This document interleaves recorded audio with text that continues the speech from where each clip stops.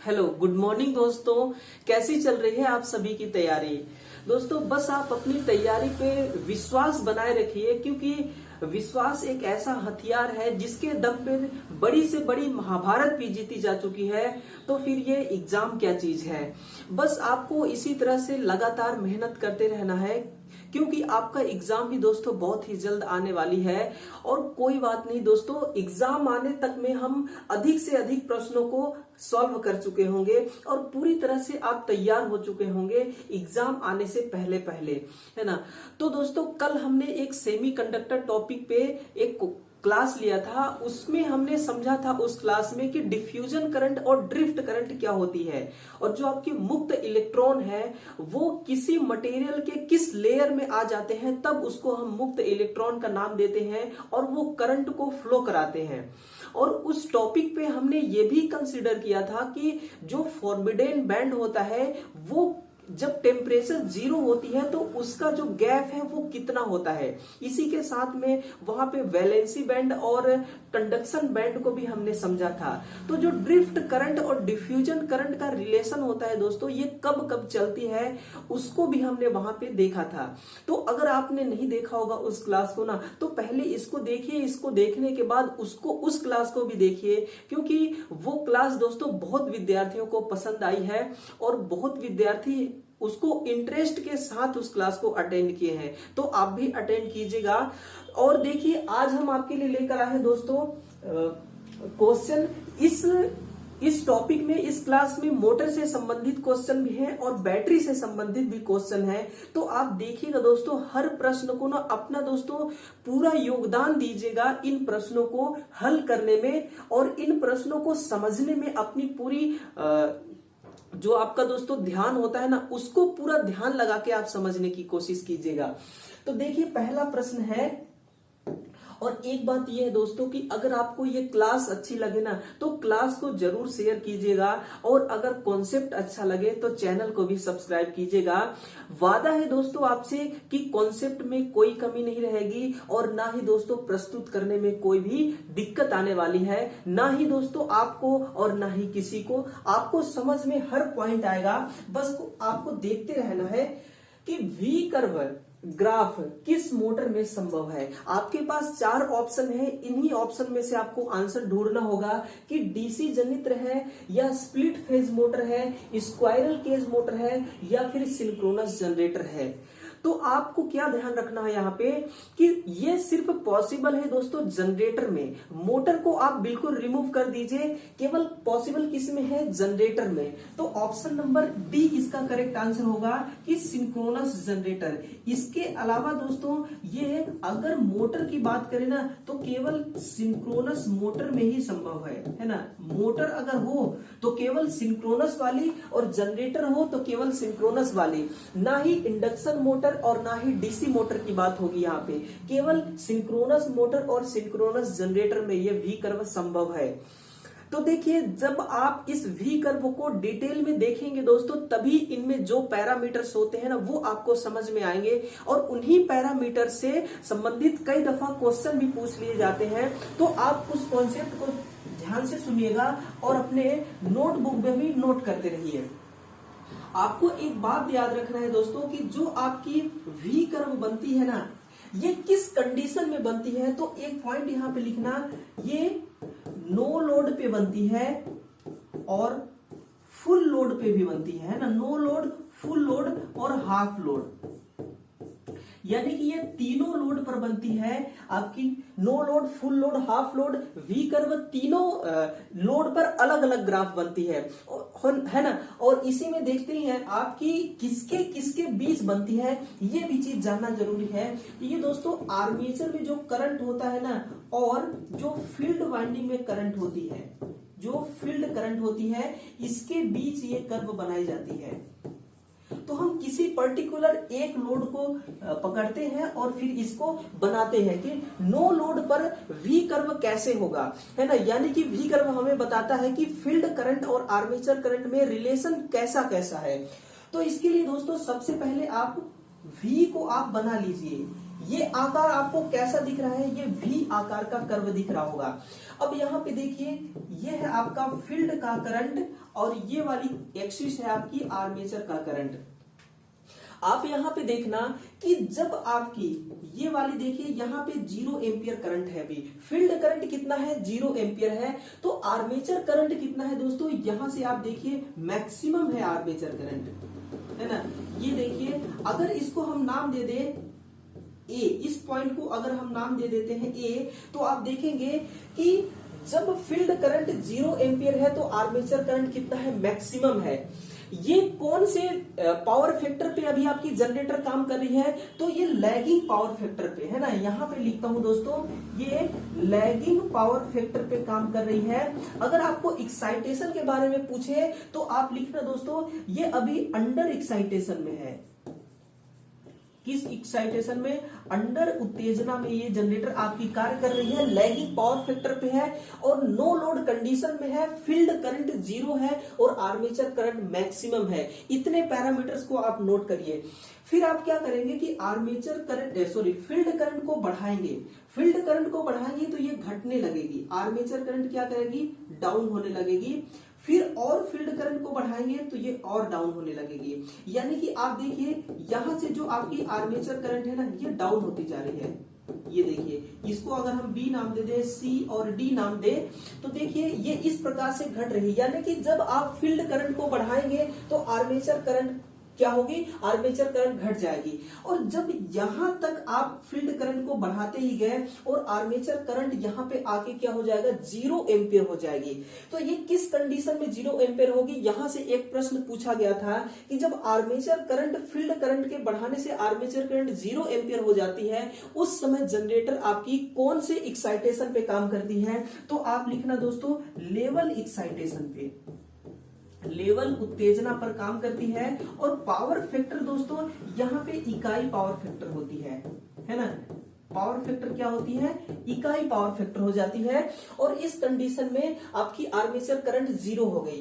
अब field current को अगर आप और बढ़ाते हैं तो आर्मेचर करंट देखिए बढ़ना फिर से चालू हो गया, फिर से बढ़ना चालू हो गया, लेकिन यहाँ पे एक्साइटेशन चेंज हो जाता है। अब दोस्तों ये ओवर एक्साइटेशन पे आ गई है ना, ओवर उत्तेजना पर ये आपकी जनरेटर आ गई। अब पावर फैक्टर का भी मान बदल जाएगा, है ना। पीएफ का मान दोस्तों लीडिंग हो जाएगी। किस पावर फैक्टर पे काम करने लगेगी आपकी जनरेटर, ये लीडिंग पावर फैक्टर पे। तो ये आप जो एक कर्व देख रहे हैं ना, ये वी आकार की कर्व दिखाई दे रही है, यही आपसे पूछा गया है। और दोस्तों ये सिंक्रोनस जनरेटर और सिंक्रोनस मोटर में ही संभव है, बाकी और कहीं नहीं संभव। तो ऑप्शन नंबर डी इसका करेक्ट आंसर हो जाएगा। अगर आपको ये नहीं समझ में आया होगा तो वीडियो को दोस्तों बैक करिए और बार बार देखिए जब तक आपको ये पूरी तरह से क्लियर ना हो जाए। इसको समझना बहुत जरूरी है। तो चलिए अगला प्रश्न है हमारा, क्वेश्चन नंबर 2 कि यदि किसी बैटरी को लंबे समय तक अकार्यशील रखा जाए तो इसका प्रतिरोध कैसा हो जाएगा। आप यहां पे नोट करना दोस्तों, इसका आंतरिक प्रतिरोध। किस प्रतिरोध की बात कर रहा है ये, आंतरिक प्रतिरोध की बात कर रहा है। आपने देखा होगा कि जो आपकी दोस्तों एक बैटरी है आपके पास, हम प्रैक्टिकली बात कर रहे हैं। आज के दौर में आप जो यूज करते हैं बैटरी ना, उस बैटरी की हम बात कर रहे हैं। आप एक बैटरी लीजिए, उसको फुली चार्ज कीजिए और फुल चार्ज करने के बाद कुछ दिनों तक उसको रख दीजिए बिना यूज किए, तो आप क्या पाएंगे कुछ दिन बाद कि आपकी जो बैटरी है वो डिस्चार्ज हो चुकी होगी। वही फंडामेंटल इस क्वेश्चन के माध्यम से हम समझेंगे कि आखिर ऐसा क्या हो जाता है बैटरी के अंदर जो वोल्टेज को बिल्कुल ड्रॉप करा देता है, हमारी बैटरी डिस्चार्ज हो जाती है। तो सुनना कि जो इसका आंतरिक प्रतिरोध है वो दोस्तों अधिक हो जाती है। क्या होती है, वो मैक्सिमम हो जाती है। हम अनंत नहीं कह सकते। क्यों, क्योंकि जो आपकी बैटरी के अंदर जो प्लेट लगी हो है, वो प्लेट अगर दोस्तों ब्रेक हो जाती है, टूट जाती है, अलग अलग हो जाती है, उसी कंडीशन में हम मान सकते हैं कि आपका आंतरिक प्रतिरोध बैटरी का अनंत हो गया। हम उसी कंडीशन में मानेंगे, लेकिन यहां तो ऐसा सिचुएशन आया नहीं है, तो फिर आपका जो आंतरिक प्रतिरोध है ये मैक्सिमम हो जाएगा। सुनिए, जब प्रतिरोध मैक्सिमम हो जाएगी ना, तो यही आंतरिक प्रतिरोध क्या कराएगा कि जो आपकी बैटरी चार्ज है उसमें जो विभव स्टोर है उस विभव को ड्रॉप कराएगा, जिसको कहते हैं वोल्टेज ड्रॉप। और जब वोल्टेज ड्रॉप हो जाएगी तो ऑटोमेटिक दोस्तों आपका बैटरी डिस्चार्ज हो जाएगा। वही कंडीशन दोस्तों यहाँ पे है कि जब इसका आंतरिक प्रतिरोध अधिक हो जाएगी, उस कंडीशन में दोस्तों आपकी बैटरी डिस्चार्ज हो जाएगी। और ये कंडीशन कब आती है? जब आप लंबे समय तक इसको यूज में नहीं लेते हैं ना, अकार्यशील है, उस कंडीशन में ये सिचुएशन आती है। देखिए, डीसी मोटर वाइंडिंग निम्नलिखित में से किससे संबंधित है? डीसी मोटर वाइंडिंग निम्नलिखित में से किससे संबंधित है? तो डीसी मोटर में कौन सी वाइंडिंग की जाती है? Option short pitched, full pitched, half pitched या कॉइल पिच्ड, है ना, पूर्ण पिच्ड। तो आपको आंसर देना होगा कि कौन सा इसका सही आंसर है, और कमेंट करके बताइए दोस्तों इसका आंसर क्या होगा। कि डीसी मोटर में कौन सी वाइंडिंग की जाती है ये आपको बताना होगा। तो इसमें हम पूर्ण पिच वाइंडिंग करते हैं। अब जो आपकी पूर्ण पिच वाइंडिंग है ना, ये वाइंडिंग फुल पिच कहलाएगी कब? कौन कौन से फैक्टर हैं जो बराबर हो जाएंगे तब आपकी ये वाइंडिंग पूर्ण पिच वाइंडिंग कहलाएगी। तो नोट कीजिएगा, जब दोस्तों आपकी वाइंडिंग पिच है ना, जब आपकी वाइंडिंग पिच किसके बराबर हो जाएगी? पोल पिच के बराबर। जब वाइंडिंग पिच पोल पिच के बराबर हो जाएगी तब उसको हम पूर्ण पिच वाइंडिंग कहते हैं। और ये कहां पे संभव है? ये डीसी मोटर में संभव है। और एक बात यहां से और ध्यान रखना है दोस्तों कि जो पिच फैक्टर होता है, नोट कीजिएगा, है ना, जो पिच फैक्टर होती है, इसमें पिच फैक्टर दोस्तों इकाई होती है। इसमें पिच फैक्टर का मान कितना होता है? इकाई होती है पूर्ण पिच वाइंडिंग में। और जब वाइंडिंग पिच और पोल पिच आपस में बराबर हो जाए, यानी कि वाइंडिंग पिच पोल पिच के बराबर हो जाए, तब पूर्ण पिच वाइंडिंग कहते हैं। और ऑप्शन ए को देखेंगे तो शॉर्ट पिच वाइंडिंग है। तो शॉर्ट पिच वाइंडिंग दोस्तों नोट करना, ये केवल एसी मोटरों में किया जाता है ना। कहां पे करेंगे आप इसको? एसी मोटर में इसको करेंगे शॉर्ट पिच वाइंडिंग को।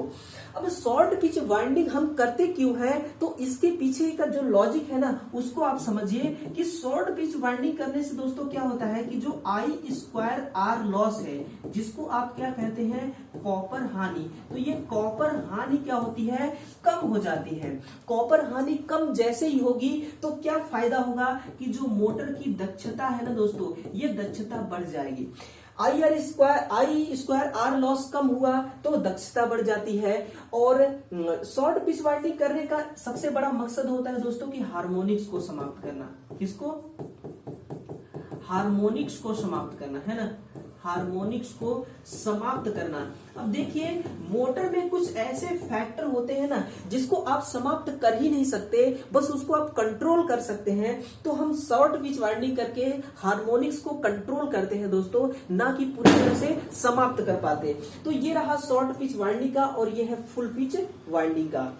देखिए, अगला प्रश्न है कि निम्नलिखित में से कौन परिपथ ब्रेकर को नहीं दर्शाता है? अब देखिए दोस्तों, आपके पास 4 ऑप्शन है, इन्हीं में से आपको चूज करना है कि जो सर्किट को कभी ब्रेक नहीं कराता होगा वो क्या है। वो क्या फ्यूज है, या फिर रिले है, लीकेज सर्किट ब्रेकर है, या मिनिएचर सर्किट ब्रेकर है? तो आंसर आपको क्या करना होगा? आंसर दोस्तों आपको रिले को ही सही मानना होगा, है ना। क्यों रिले को सही मानना है ये भी तो आपको जानना चाहिए। तो देखिए, यहां पे एक एग्जाम्पल के द्वारा हम समझते हैं। ये हमारी एक रिले है। ये क्या है दोस्तों? रिले। रिले का एक सर्किट है, इसी से संबंधित देखिए यहां पे एक और सर्किट लगी है, इसी से संबंधित यहां पे भी एक और सर्किट लगी है। यानी कि इस रिले से संबंधित दोस्तों कई अलग अलग परिपथ इस रिले से कनेक्ट है ना।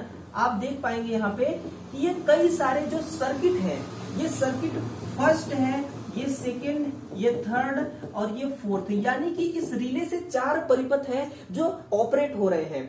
हम क्या करते हैं कि यहाँ पे दोस्तों एक ब्रेकर लगाते हैं। ये बी क्या है? एक ब्रेकर है ना। बी क्या है? एक ब्रेकर है। और इस ब्रेकर को दोस्तों यहां से 3 फेज की सप्लाई आ रही है ना, R phase, Y phase, B phase और एन। 3 फेस आ रही है ब्रेकर में और जा रही है रिले, और रिले सारा फीडबैक दे रहा है दोस्तों, इस परिपथ को ऑपरेट करा रहा है।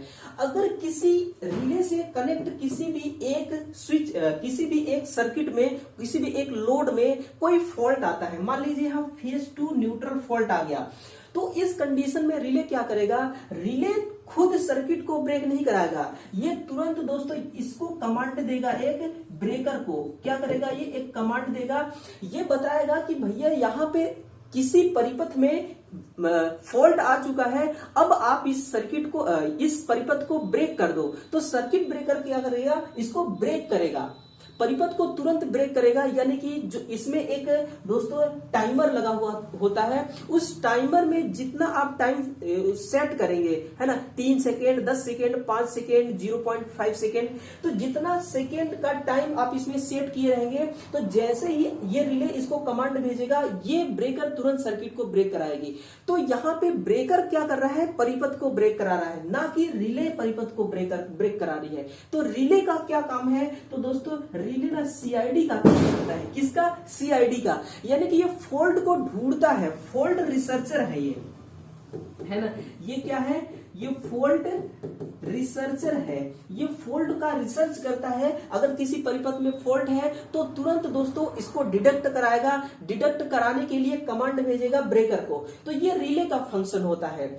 तो और मिनिएचर ब्रेकर क्या होता है, इसी को दोस्तों आप एमसीबी कहते हैं, है ना, और लीकेज सर्किट ब्रेकर ये तो ईएलसीबी हो गई आपकी। और फ्यूज भी दोस्तों यही काम कराती है, परिपथ को ब्रेक कराती है। यानी कि जब एडवांस करंट चलेगा ना आपके लोड में से, तो उस एडवांस करंट को ये पास नहीं होने देगा, ये परिपथ को ब्रेक करा देगा, तोड़ देगा। तो इसका आंसर होगा ऑप्शन नंबर बी। देखिए अगला प्रश्न है दोस्तों कि एचआरसी फ्यूज में आर का क्या अर्थ होता है।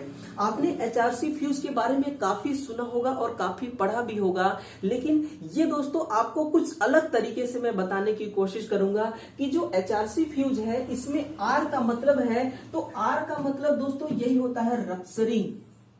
इसका मतलब क्या है, रप्चरिंग। इसी को दोस्तों विदारण कहते हैं, इसको और क्या कहते हैं, तो इसी को आप विदारण भी कहते हैं, रप्चरिंग को।